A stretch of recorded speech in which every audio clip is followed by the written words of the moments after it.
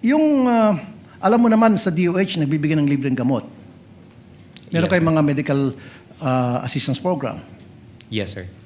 Oh, ba't di nila kayo humingi sa DOH? In fact, by the hundreds of millions and billions, nag-expel lang dyan sa bodega ng DOH, natatapon lang.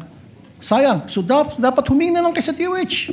Bigyan nyo lahat ng informant nyo ng kung anong klaseng gamot. Libre pa. Nakalibre kayo.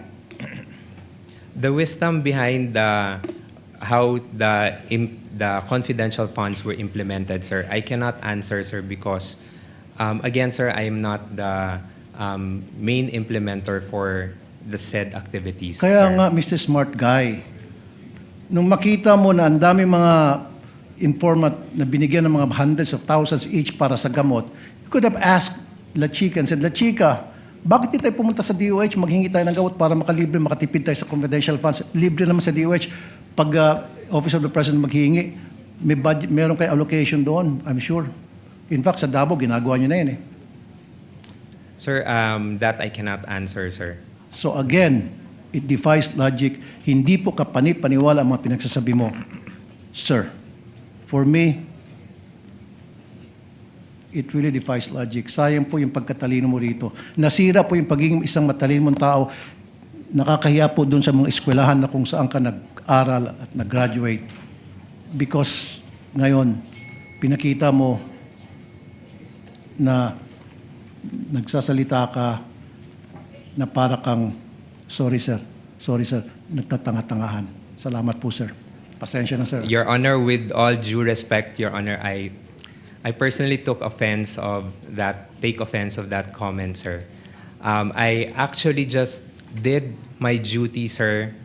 At the time, sir, I believe na yun po yung kailangan kong gawin bilang isang empleyado po, sir. And I did my work, sir, based on what was tasked of me, sir, including the limitations that I can do to the duty that I will be doing, sir. So you're talking about limitation. Ikaw ang Deputy COS, and then malapit ka kay VP Sara, and then pirma mo ang nakasaad doon sa AOM. So karapatan mo po magtanong.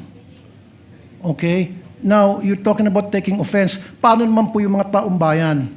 They're being offended sa paglulustay nyo ng pera. Lumilito na parang nilulustay ang pera dito eh. Pera ng taong bayan po ito ang pinag-uusapan natin. If you're taking offense, mas lalo pong offended ang napakaraming Pilipino ngayon.